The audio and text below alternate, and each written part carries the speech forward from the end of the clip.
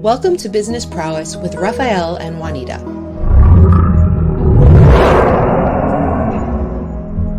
Our show will bring you the best insights, ideas, and inspiration from successful entrepreneurs and CEOs in the business world. We'll talk to experts and business leaders. Don't miss out on the opportunity to learn from the best and stay ahead of the game. Sifu Raphael is the founder of 5 unique shows. He's a fitness professional, solutions expert, executive coach, and head instructor at Max Martial Arts and Fitness in New York. Juanita Cap is a public speaker who was in the ministry for 15 years. She has extensive knowledge of various topics such as leadership and communication, and has emceed many executive and academic events. Juanita is the founder of 2 unique shows. Her life motto is never give up. Good morning, Kim. Thank you so much for joining us. I'm super excited that you're here today. Oh, thank you. I am so excited to be here as well. Yeah. So oh my gosh, we're talking about one of the things that people either are super excited about or terrified about. And it's money, right? Don't tell anybody. It's money. It is money, right? And I love what you do. And I was reading your bio, and we had a conversation a while ago. And the fact that you help people not only to understand money, but what to do with it and then how to keep it. That's the real secret, right? How do you keep that money? Because a lot of people, I had a coach I was talking to the other day, and he said when he was younger, his coach called him Grand Central Station, and he couldn't understand it at first. But we'll get into that. I think I can. What comes in Yes, you goes can. out. It's like as you go through the station and you get your train. I love that Yeah, analogy. yeah, because money kept coming from all different places, but Hmm. it kept going out, and he never kept any of it. Once he understood that he didn't have to be Grand Central Station anymore, that he can actually hold on to it and do the right things, did his wealth start to build, Hmm. right? Because before that, he used to think he was rich. He used to think That's that. that's not uncommon. I mean, I think a lot of people think they're wealthy based on the income that they make, not Mhm, necessarily on the amount that they save. right. Yeah. So he's an incredible human being, but I love the analogy and the fact that he shared it with me. This was in person, and he said, "Man, once I realized, or my coach taught me how to stop that thinking. It was all in the mind, right? Because when we think about it, it's it's our thoughts of maybe money's no good or money doesn't grow on all these nonsense that people tell you. But you're here to give us some money secrets, and I'm going to stop talking and let you take over, young lady. Oh, I appreciate that. Money Secrets is actually, as you said, the name of my first book, Mm, Keys to Smart Investing. And that pulls back the curtain on the multi-billion-dollar financial services industry to reveal mhm, why smart people make bad investment mistakes. So right. I love the fact that you mentioned Money Secrets. And then my second book was Retirement Secrets, Keys to Retiring Happy, Healthy, and Free. So if you think Mm, about investing and retiring, that's why people come to firms like mine. So I am a CEO of a wealth management firm, and I have to tell you, Raphael, that was not my beginning. really? I was my own crazy bad girl as it relates to money. Mm, And the journey I had to take to be where I am today, I would love to share a little bit of that because I think it really helps people show up maybe differently after hearing my own personal story and here where I sit today as some people would call me a suit. mm. Yeah, So, but may I share that it's not story a the little bit? outfit. Yeah, of course. But remember, it's not the outfit, right? Yeah, that's Because right. I'm wearing a suit too. I see It that. it's not that's not because this is business prowess, right? So, but it's not the suit, really. It's not the outfit, it's the thinking, it's the Mhm. process, it's what we do, it's our actions. But of course, I wanna hear what you have to say. Let's hear your story, and I'm just gonna put you on so everybody can see how amazing you are. Oh, well, I grew up, when I was a teenager, my parents got divorced, and my mom had full custody of three teenage girls, and she had no employable skills. And so she applied for and received government assisted lunches for us. So I had to take a red paper ticket, like a raffle ticket, to the cashier every day. And I would go to the furthest line, look behind me to make sure my friends weren't nearby, and have the ticket in my pocket. I'd grab the plate, put it on my tray, and grab that ticket, hide it under my plate as I walked down the line, and then do one last look to make sure no friends are nearby before I handed that ticket to that cashier.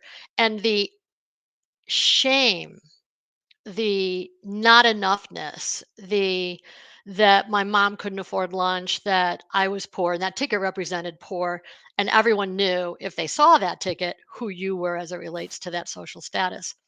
I carried that with me into young adulthood. And what happened was my mom, despite all of that, had a wonderful value. And that value was make sure all three of you get your education because no one can take it away from you. So that was Mm. important to her because she didn't get it. My father got drafted. She got married 3 months before high school graduation. And so she didn't have what she wanted her daughters to get. And so I went to undergrad, I went to law school, and then quickly defaulted on my school loans. And in today's Mm. dollars, it was about $92,000. I had Mm. no business understanding money, credit report, the impact of that, and how to manage debt, especially that kind of debt. I Right. felt defeated and totally, in my own mind, I would say very unconscious around money. And you can label that all kinds of different ways as you want. Right. And I had most of those labels. Mm. What happened, Raphael, is that I had an anonymous person pay $1,000 on my school loan debt. And the fact that I was unconscious, that I opened that statement to notice that it went down, not up, in Mm. itself was remarkable, to some extent, a miracle. But Right. here's what happened at that time, it was almost like a snap. Because I like to say to people, how you do money is how you do life. If your head is in the sand on money, trust me, your head is in the sand on other areas of your life. Oh yeah. So I opened the statement, noticed that it had gone down. And because it was anonymous, I couldn't go to that person and say, whoa, like, why? Like, what do you see in me? Um, what do you want? Yes. Especially as also a New Yorker. Mm. And what happened is I had to ask those questions to myself. So the questions I asked myself at that time, so basically it was a snap. The snap Mm. was awareness, consciousness. Mm. And the questions I was asking myself was if someone believes in me that much, who is it that they believe in? Mm. Who am I and who do I want to be? Wow. So that consciousness brought in awareness, and that awareness allowed me as I'm going through this script of wow, like that gift was an act of love. Mhm. And that love, I just felt it all the way through my body, almost immediately. Mhm. And it was that moment that I realized that self worth equals net worth. And I didn't quite Mm. understand that. That came later in terms of defining it in hindsight. Right. But I understood that I had to love myself first before good things would happen to me in Mhm. my future. And so I'd have to say that that was the first time in my life as a 22-year-old recognizing that, wow, events happen in our life that we have no control over. Mm. But we do have control over our choices around that or our responses to that. And it Yeah. was with that determines our outcomes. And so from Mhm. that point forward, I recognized that I was in control of my destiny by the choices I made moving forward. And that awareness and consciousness allowed me slowly, very slowly, quite frankly, in the beginning, because I had $92,000 of debt, to work Mhm. my way through, develop a plan, and slowly take different actions. So I Wow. hope that is a really helpful way on the starting point of this conversation around mindset a little bit. Yeah, one of the things that I'm keep envisioning is that aha moment.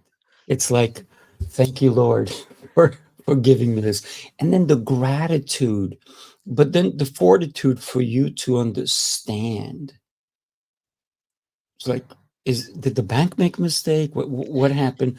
Because there was not a person there that you can even say thank you to. Mhm. So you basically had to thank the universe. You had to thank God.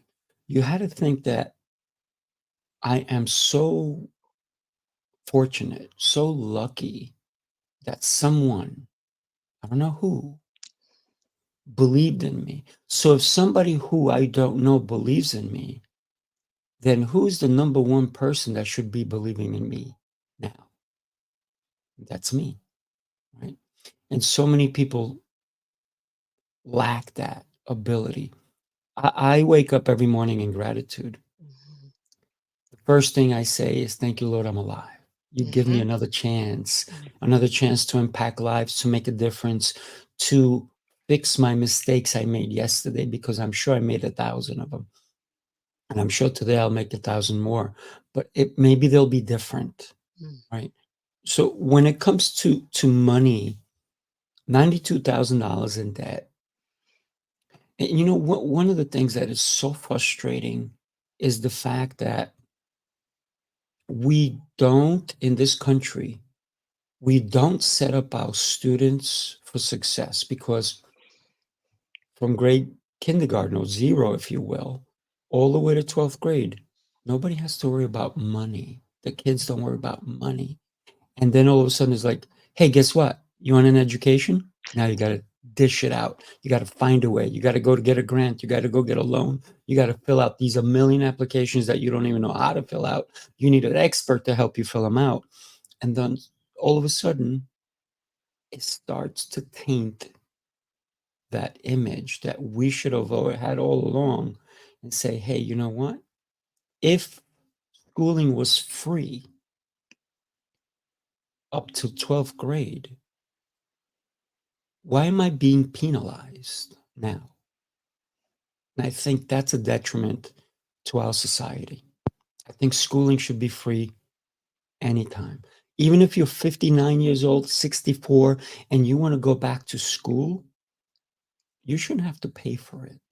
I think because we're bettering our world, that should be a gift.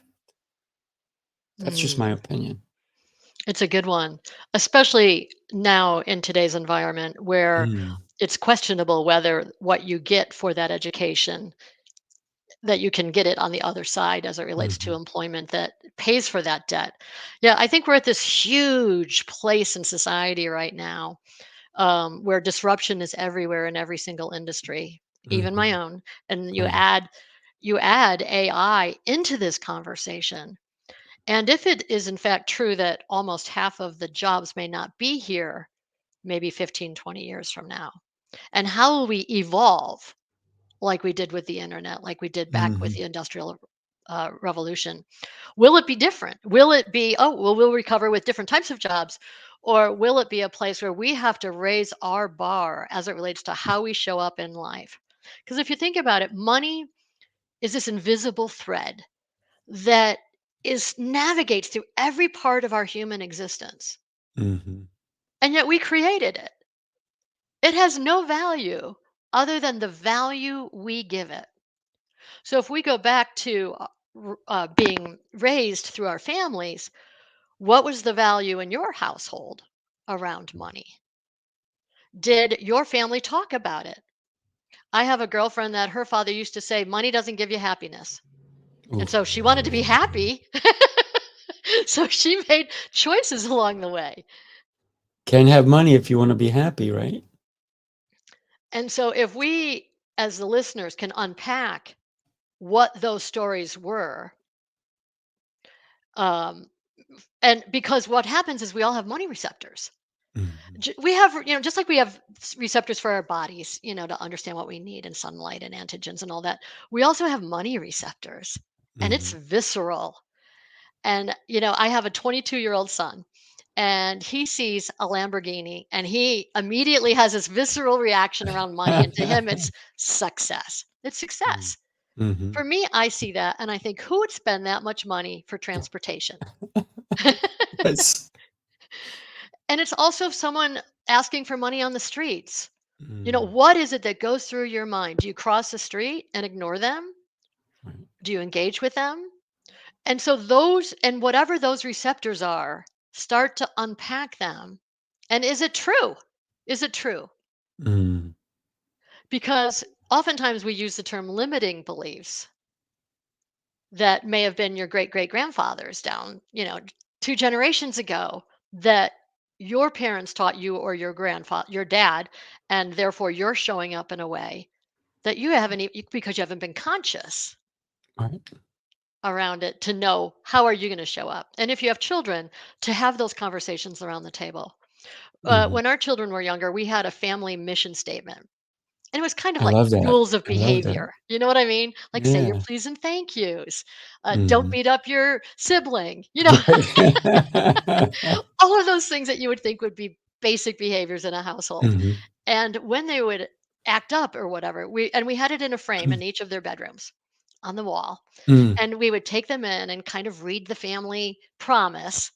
And is that our part of who we are? Right. They'd be like, no, you know.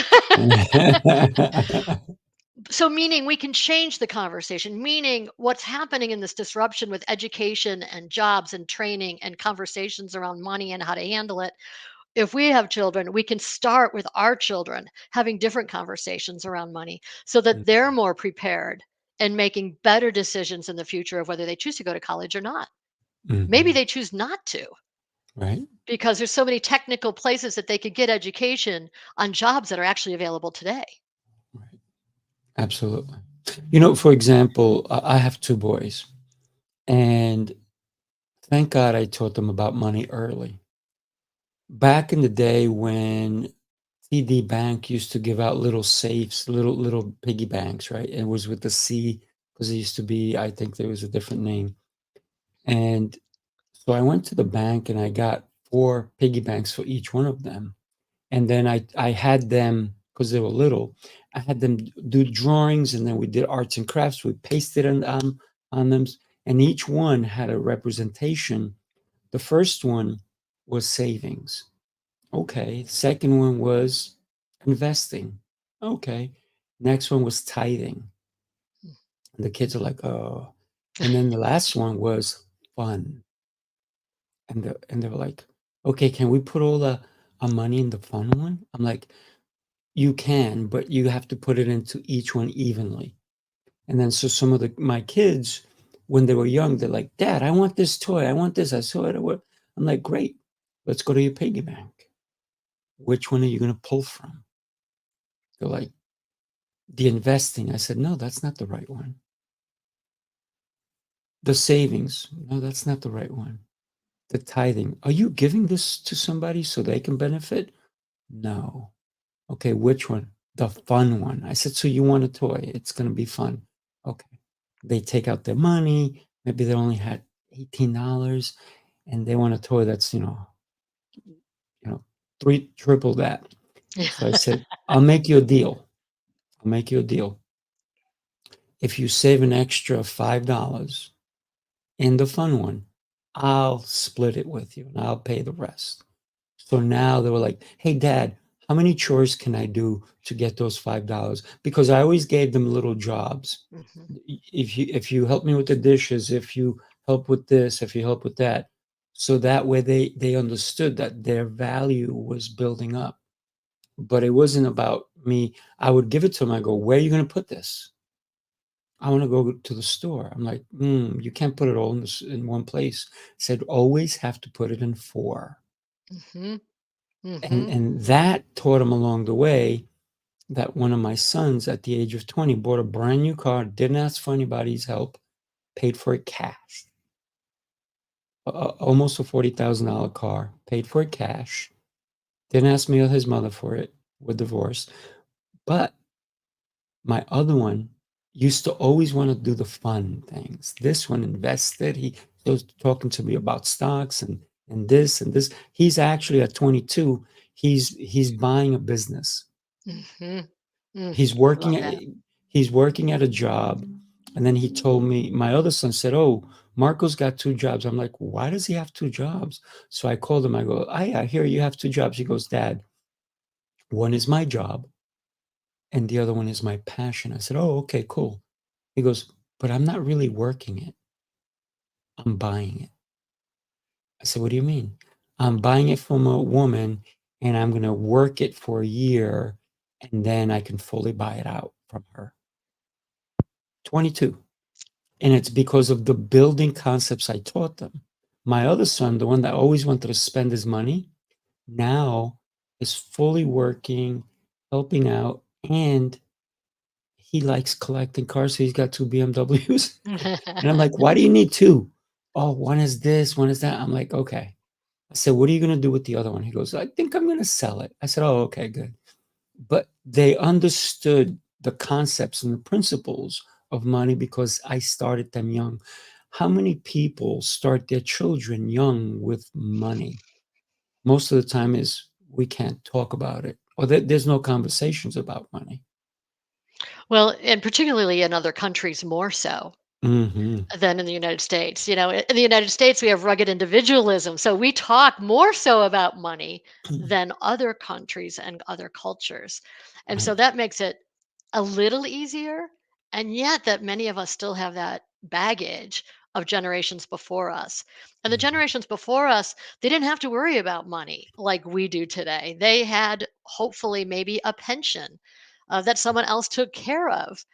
Um, but today, particularly our children, have a very different life in front of them in terms Mhm. of entrepreneurism, solopreneur, all the different variables that make it harder to save for retirement. Because if you're working on your own, you have to figure out how you're going to save money in a way that's tax efficient that works for you later versus slogging it back into the business, which as business owners, we love to do Mhm. that because we Of understand the course. business. In We order to understand stay that business. afloat, yes. Yeah. Yeah. So you wrote Money Secrets. What was your your idea to say, "I need to let people know"? Hmm. And I love the name of it, by the way, right? Thank you. Because everybody wants to know about money. Hmm. Now, let me tell you a secret, right? And is the book whispered? I'm just kidding. But I did the when we can, audio, and no, it was not whispered. That's a lot of work to do an audiobook. right? Can you imagine? But you know, considering the fact that you decided to share your knowledge Mhm. with other people, you decided to share the gift that you came to understand with others, Mhm. and I applaud you for that because a lot of people they have a gift, but they don't tell anybody about it. Mm. That's why I always say the cemetery is full of what? Oh, again, wishes, dreams, Dead dreams. Yeah, dead dreams. dead Yeah, dreams. I have not heard that one. That is very Yeah. true. You know, Mhm. it's funny, Raphael. I had the desire to write that book for probably a decade. Mm. And one day I was supposed to, as a matter of fact, I was supposed to fly to New York for a weekend business trip. And I actually thought, I can't, you know what? I got to write this book. And at the time, we had a tree house in the back of our yard. So I took the extension cord up to the tree house, had my laptop. I wrote What? that book in 5 days. I was in that tree house and I knocked it out in 5 days Mm. Did you have the because kids bring you food? we had a Like little the rope? pulley with a basket on it. It was all of that, with the trap door, you name it. Um, Mm, and and the reason I say that is because, like you said, dreams. And one day I was just like, quit talking about it. mm, Just do it. And I had this time set aside. I could afford to miss that business meeting and knock it out. Now, of course, it took about 3 years after that to get it mm, to a book formation with all the right. different things that you want to do with it. And I had to write it because, again, in at least the United States, it many people believe that they get financial advice from someone that is in their best interest, that someone that is Mm, giving them objective advice.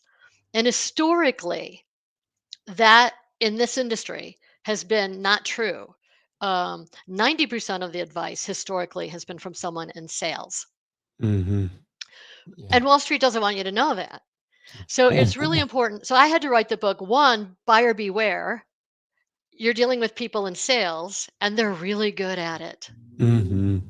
And two, so the book is basically armor for a client or an individual who wants to perhaps get advice from somebody, but doesn't know how to go through that process. Mm, And then the investment section of the book is how to invest appropriately. That's not stock picking, that allows for long term success over time with better outcomes. right. And there's actually science around this. There's Mm, actually evidence based science on how to do it well. And I had to share that with people so that the average individual would know that there's really science behind this. It's not stock picking. There's nothing sexy about it. It's actually quite boring. And to tie that to a financial plan with goal achievement, then all of a sudden, it's like, Maslow's hierarchy of needs that everyone talks about, and the mhm. baseline is food, clothing, shelter, and the top is self actualization. If you put that pyramid in the nature of my work, the bottom is people come to us to manage money. The next rung of those four rungs is tying it to a financial plan, goal achievement. Because Mm, once you do that, that third rung is lifestyle. That it, Investing without a plan is like archery without a bullseye. mm, You have nothing to compare it to. right. And so, therefore, when markets do their invariable ebb and flow, when it goes down, you're likely to bail because you don't know what that flow means to you. And so, if I could get you to lifestyle, which means you know your numbers, you have a plan, you have a track to run on, you could all of a sudden, for the first time, breathe. Whew. Mm, And when you can breathe, you have peace of mind.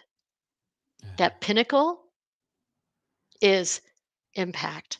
Think about it. Money is here, it's frenetic, it's flowing all around us. If we could put it down as our foundation and support and no longer have it distract us by shiny things, all of a sudden we could focus on why are we here? What's, the whole, who am I? Why am I Mm, here? What am I meant to do? What is my genius? What is the impact that I'm going to make to the world? Or what is my legacy? Or what is my fulfillment that I'm going to leave? And I have to say that the people that are going through working with us now, which are primarily baby boomers, is their parents and they slogged it out. They slogged mm, out the job, right. save, save, save, work at a job that you may not like so that you could finally eventually step off like that Mm, hamster wheel. oof. So for them, the idea of being at that third rung to impact, they haven't even had a chance to think about it. But our children do. And that's the Mm, beauty of what's different. And, even though we talk about disruption and AI and how is this, what's going to happen? I think that each generation is smarter than the generation before it. without a doubt. When I Without a first doubt. read that, I'm like, darn right, I am so much smarter than my mom. I got Oh, children. no, you said that. It's very interesting when we think about generations and the evolution, if you will, of even technology. Because technology, if you think of it, it's smarter than the previous. So, yes, are we smarter than our parents? We should be because we have more tools, right? But if we lived in a cave or on a farm with our parents and all we did was milk cows all day long, we would be in the same place they were. But I think using AI, using the technology, where will we be in 30 years from now? We will be in a much better place because of AI, because of the people, because of innovation, because of integration Mhm, with what's happening or what's going to happen. What's going to be around in 30 years? You and I don't know. mhm, But if we play our cards right, we will be able to deal with it later on. If you recall, when computers first started coming out, people were like, those things, nobody's going to be using them. Same thing with the internet. Same thing with people like, oh, I'm going to lose my job to AI. Are you? Or is it time for you to level up and figure out how to use AI to your benefit? How can AI help me become a better investor? Oh. Oh, Remember I said that investing, there is science behind it hmm, that is empirical and evidence-based.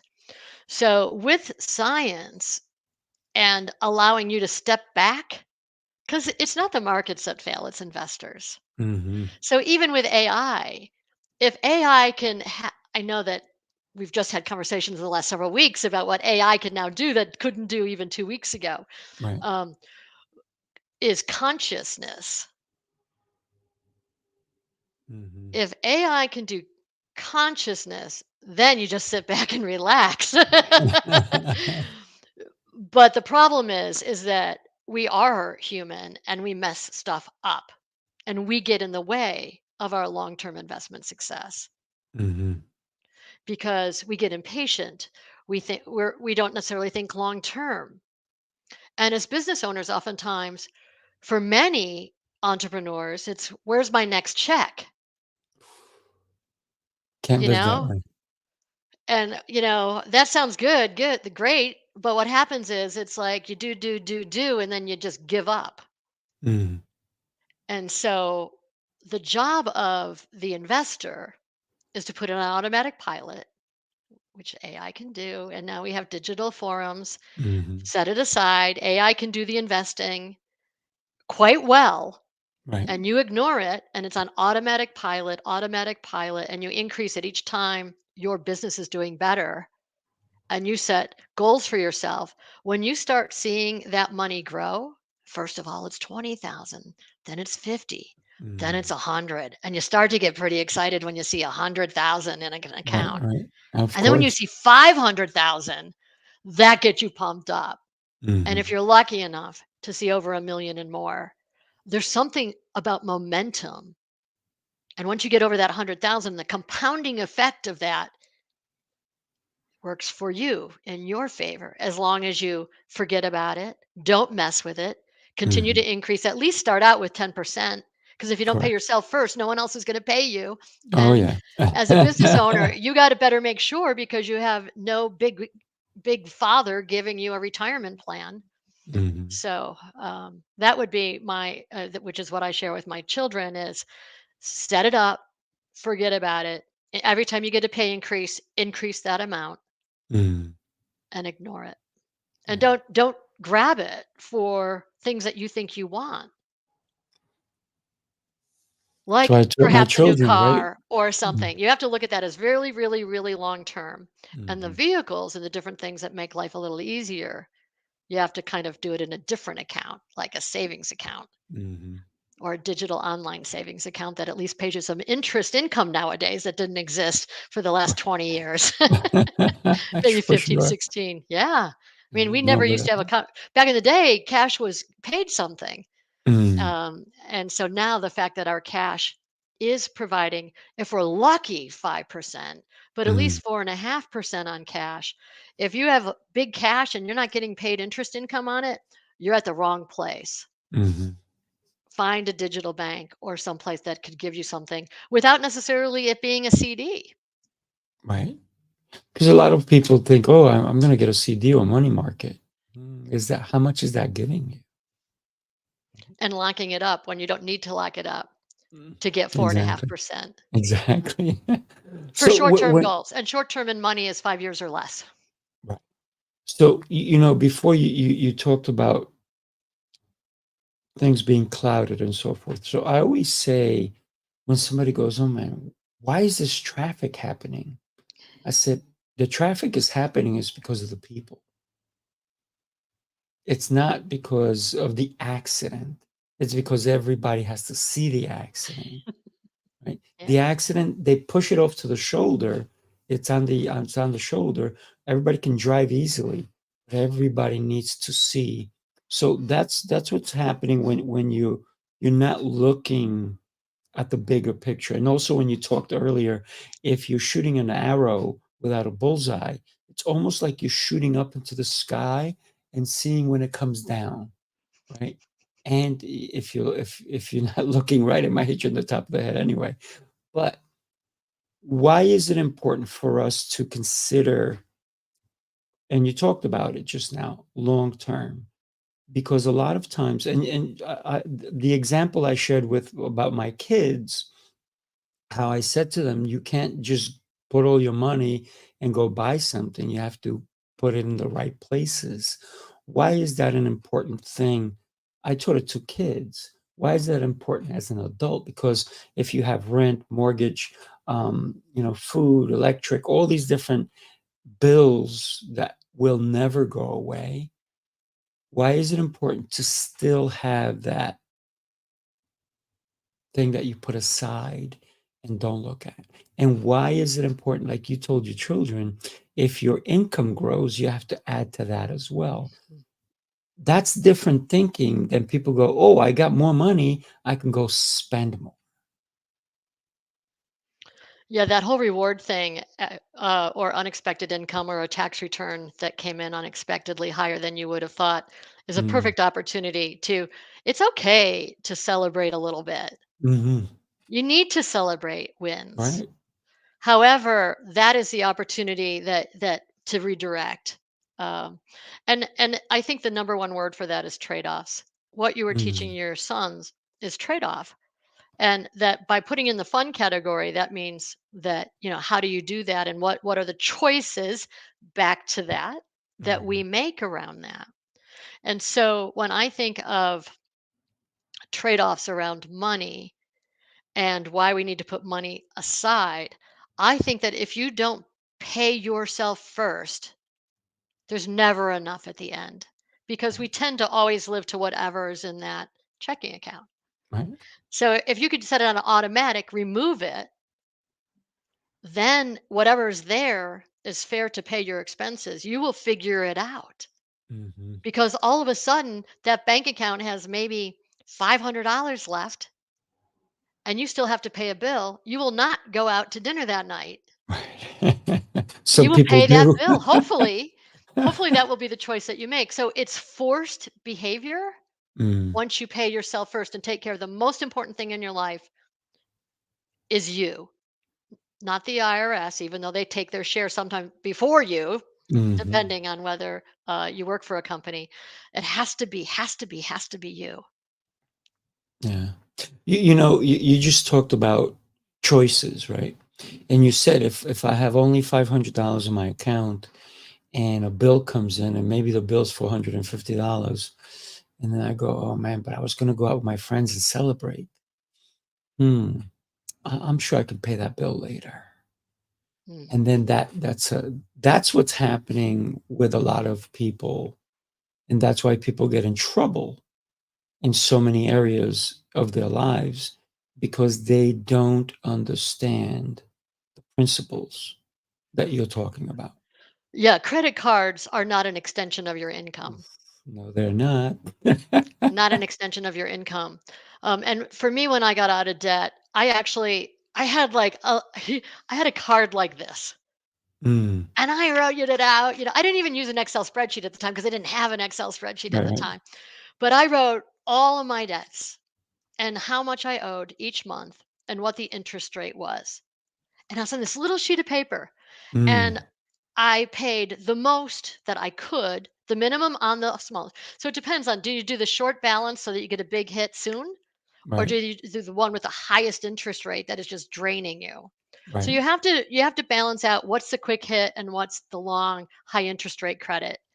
And I would pay the minimum balance on those other cards and do as much as I could on that high interest credit card. And then when I finally paid it off, oh my goodness, I was excited. The heavens Raphael, opened I up. was pumped up. And then I Yes. put that money to the next one Mhm. until that was paid off.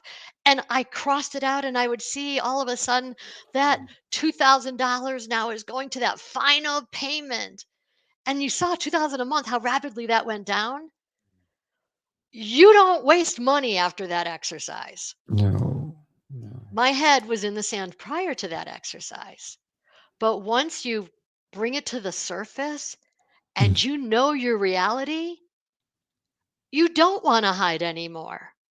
You don't want to pretend anymore. right. Anybody listening, whether you listen to it live on so many different platforms we're on, or if you listen to this as a replay, take the information that you just heard. If you're in debt, what do you do first? You take care of your debt, right? You need to take care of the one that's costing you the most, put as much as you can, and do the minimum on the other ones until you get rid of the most one, the one that's costing you the most. And then you keep going down, funneling down, if you will, until you're debt free. And a lot of people, they want the help. They just don't have the habits. How do we help somebody create great money habits? Mm. This takes us to the very beginning of the show and how we started, Raphael. And Mm, for those listeners and viewers, there's one more thing before what Raphael said, and that is to love yourself. mm, That everything you did up until this point was exactly what you needed to do to learn whatever lesson you need to learn to have success with money. mm, So pat yourself on the shoulder, on the back, and say, I am worthy. I am unique. I am here. And yes, it stinks, but I am here because I need to learn certain things. And congratulate yourself for what you have done all along the way to get to where you are today, because you've had a lot of good things going. mhm, And once you do that, that gets back to self respect and self love. And when you have love for you first, all of a sudden you can attack those other things like debt with excitement. Who would have thought debt would have excitement? But when you love yourself, you're going to do everything you can to make sure that it's better for you tomorrow and the next day and the next day. So it's small steps and course correct. Small mm. steps, course correct to get you to a place of all of a sudden you're in control of money and money's not in control of you anymore. And Ah, that's the beautiful. place once you get there, you never ever go back. You never Never. think about money anymore Mm-mm. because you've Y- conquered it. I've set it up with programs that anytime any money comes in, I get a text. And we talked earlier about gratitude. Every time I get a text, I'm like, thank you, Lord. Oh, nice. I'm in gratitude. And I'm in gratitude if I meet a new person. I'm in gratitude, like, I'm so grateful you and I are having this conversation. And so I'm grateful to you. But the conversations, the connections, but anytime I'm awarded something, it goes to show my worth, right? And even if somebody didn't acknowledge me, I acknowledge me. So you're talking about that self love. The gratitude has to also come into it because you have to be grateful even for the bad things, because guess what? Without night, there is no day.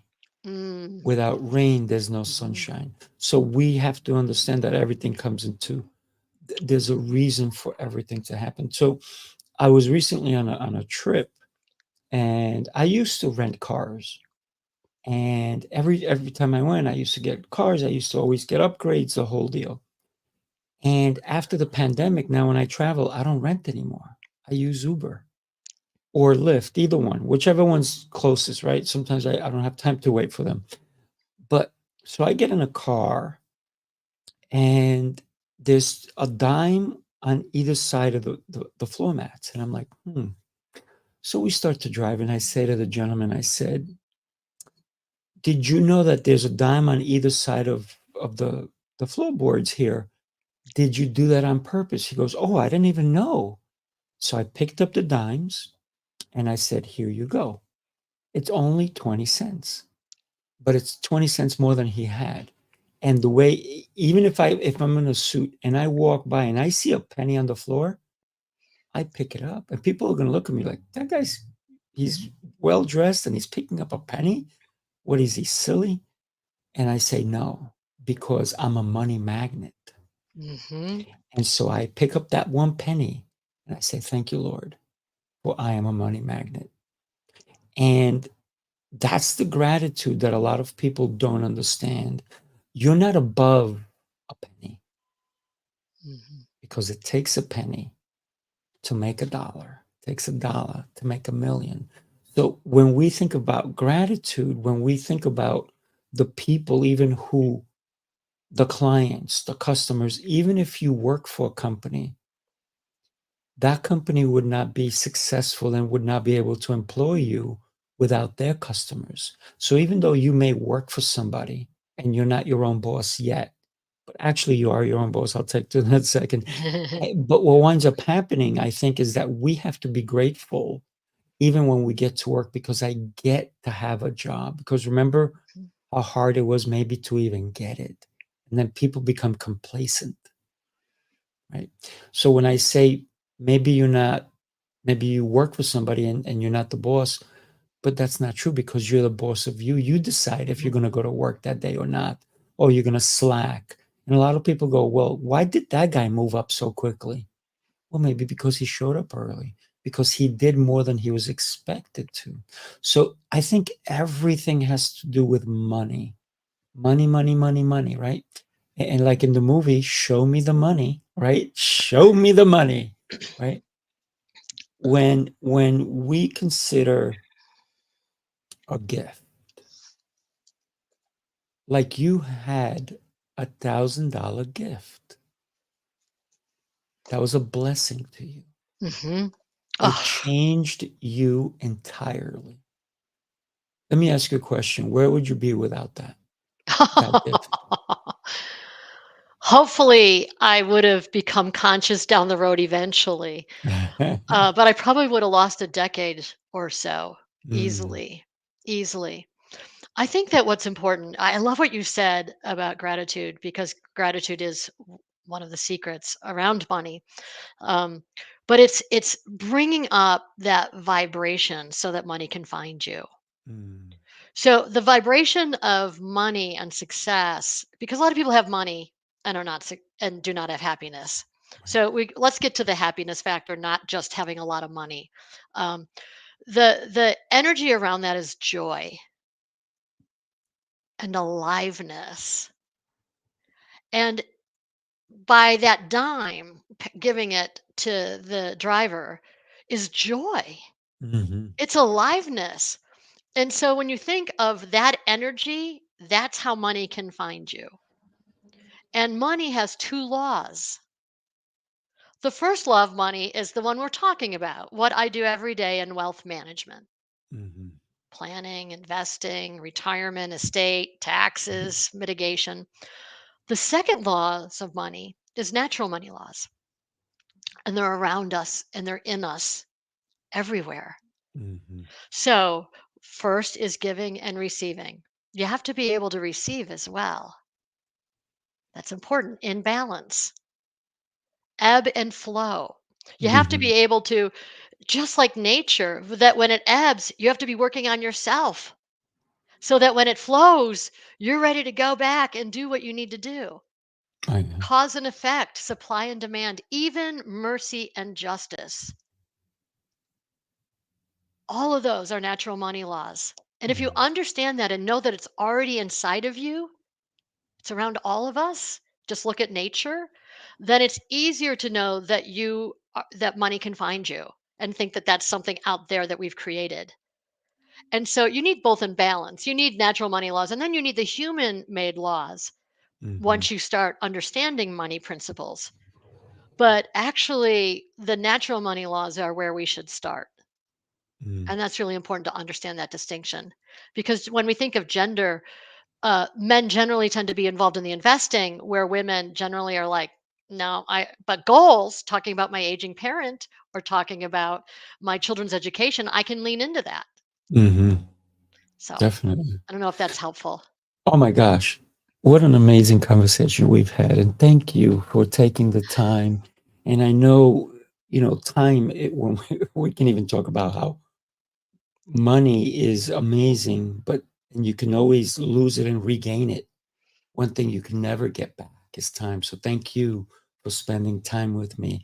I know we came to the end of our show like a couple of minutes ago, Oh, but sorry. it's so I think you and I can talk for hours. So I'm going to ask you a favor.